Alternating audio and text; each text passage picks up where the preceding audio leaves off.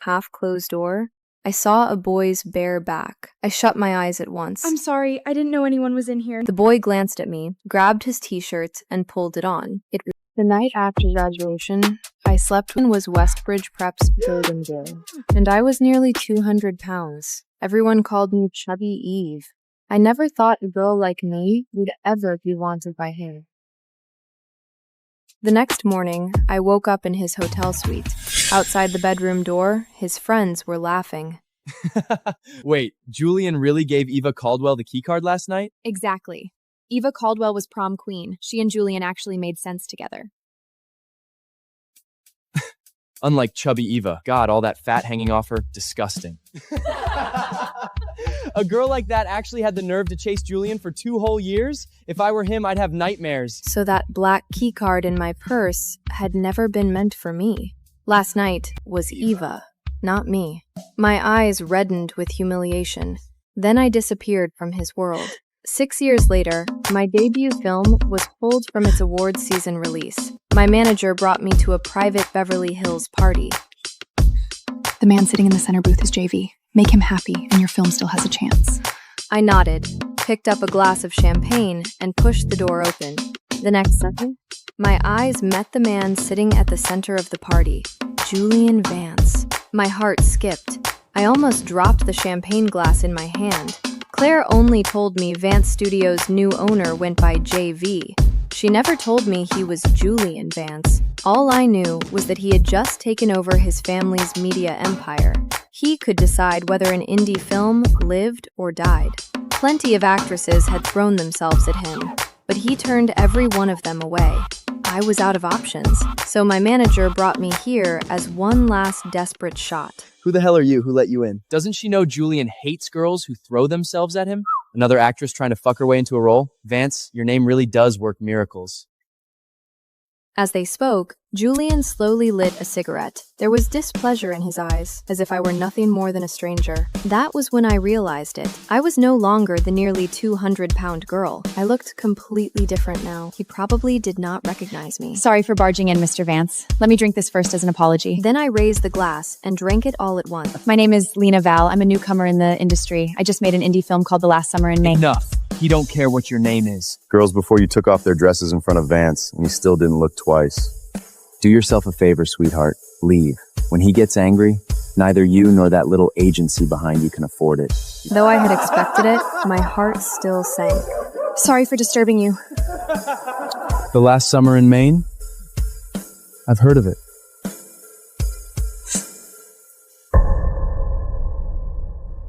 The moment everyone who had been mocking me shut up, I froze, then turned back. The film has a decent concept, but a few scenes were considered too risky, so it didn't clear the second round of release approval. Yes, that's the one. We already agreed to make cuts, but Vance Studios still hasn't given us a clear answer. Julian stood and walked over to me. You came to the wrong person. That's not my department.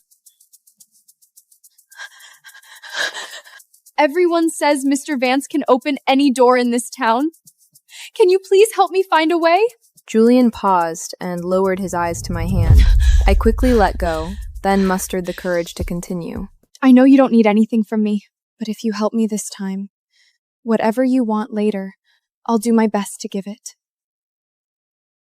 What I want? I'm afraid you can't afford what I want, Miss Valley. I returned to the underground garage in defeat. Claire rushed over from the car. How did it go? Did you meet JV?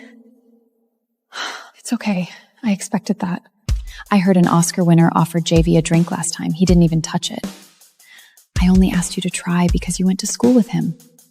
Who knows? Maybe it could work. She pushed me into the car. But seriously, you really didn't know Julian Vance back then?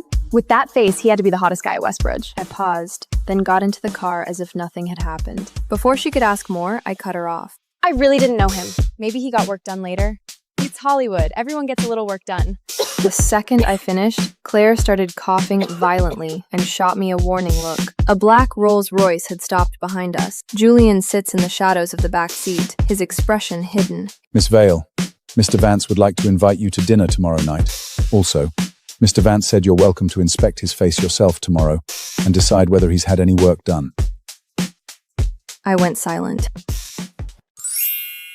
What the hell does Julian Vance want? Claire turned the black card over in her hand. Is he trying to sleep with you? This isn't a hotel key card, is it? The memory hit me like a slap. I never thought that after all these years, Julian still liked handing women hotel key cards. No, that doesn't make sense. Julian Vance turned down an Oscar winner. Why would he invite only you? Be honest. Did something happen between you two before? How could it? You've seen my old photos. I used to look like a ball. Why would Julian Vance ever look at me? True. Back then, you probably wouldn't have stood out in a crowd.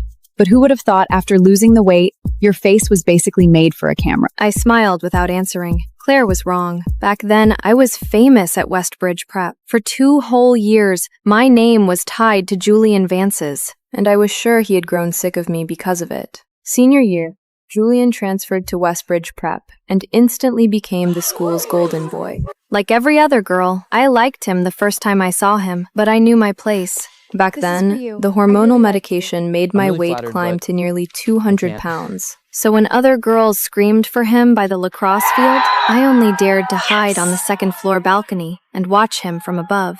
While other girls slipped love letters into his locker, I only dared to steal a glance at his back when he passed my desk. Then I wrote everything I could not say into my journal. It should have stayed a quiet crush, until one day, after gym class, I came back to the classroom. A boy who was always picking on me pulled my journal out of my bag. Then he read it out loud in front of the whole class. Julian Vance, I don't know why I like you so much. I've never even spoken to you. I only dare to look at you from behind. The classroom burst into laughter. Holy shit, Chubby Eve! You actually think you can have a crush on Julian Vance? He laughed as he read out every secret I had buried in my heart. My eyes burned with humiliation. Vance, quick question. How does it feel to have the school whale obsessed with you? Everyone turned to Julian. I held back my tears and looked at him. He put down his book, picked up the journal, and walked over to me. But don't write this anymore. I heard something inside me crack. With shaking hands, I took the journal back. Okay, I understand. Then Julian suddenly spoke again. Also, you've spoken to me now. What? You wrote that you'd never spoken to me. Now you have. Maybe it was because Julian did not make a scene that day. After that, people in class started making jokes about us. Chubby Eve, you're only acting bold because Julian's too nice to tell you to fuck off, right? Have you looked in a mirror lately? Eva Caldwell is right there. Why would he ever want you? Back then, Julian Vance was the lacrosse captain.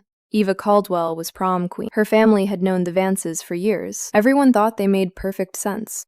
One day, Eva came to our classroom in front of everyone. Julian, can you come out for a second? I saw your mom at the club this morning. She asked me to bring you your jacket. The room instantly started whistling.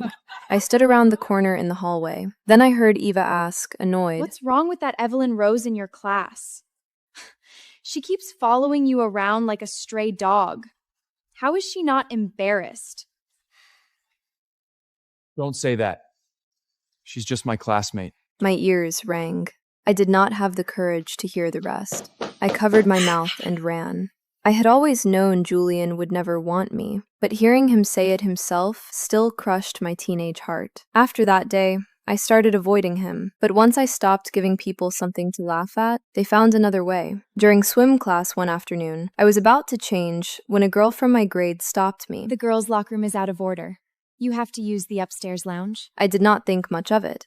I took my swimsuit and went upstairs, but the second I pushed open the half-closed door, I saw a boy's bare back. I shut my eyes at once. "I'm sorry, I didn't know anyone was in here." The boy glanced at me, grabbed his t-shirt, and pulled it on. It was Julian. Before I could explain, the door was shoved open. A group of students rushed in. Holy shit, Chubby Eve! You're so desperate you're sneaking into Julian's locker room now? What, writing creepy love notes wasn't enough?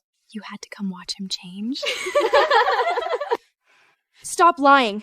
The girls' locker room was out of order. Someone told me to come upstairs. Out of orders? I just saw girls going in. Admit it. You wanted to see him shirtless. God, I don't even want to change here anymore. What if Chubby Eve gets horny and comes after the rest of us? Julian's face turned darker and darker. Then he finally snapped. Get out. No one moved. His voice dropped. I said get the fuck out! I ran out with red eyes. After graduation, a classmate talked me into going to the hotel after party. I got drunk, took the wrong key card, and somehow ended up sleeping with Julian Vance. The next morning, I ran. He flew to Europe soon after. From then on, we never saw each other again.